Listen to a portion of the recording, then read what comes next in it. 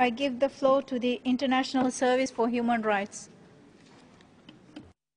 Thank you, Madam Vice President. There has been progress in the protection of human rights in all regions of the world since the adoption of the Vienna Declaration and Programme of Action.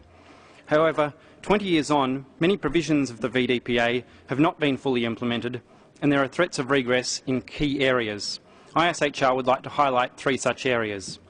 First, the VDPA recognised that women all over the world are exposed to discrimination and violence.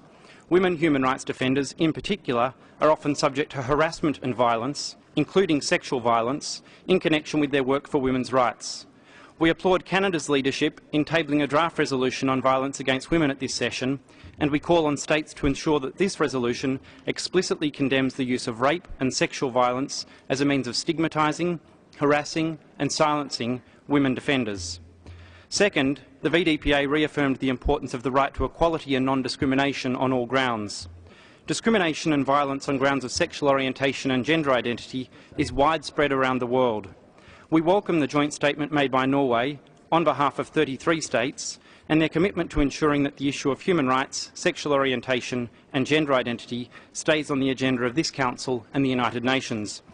There is an urgent need for follow-up to Resolution 1719, including establishing a process to ensure systematic and expert attention to violations suffered by LGBT people, a forum for sustained dialogue, and a space for offering recommendations and technical assistance to states.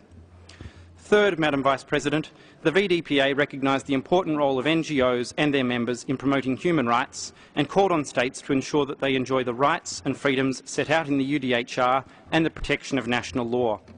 Article 38 explicitly provides that NGOs should be free to carry out their human rights activities without interference.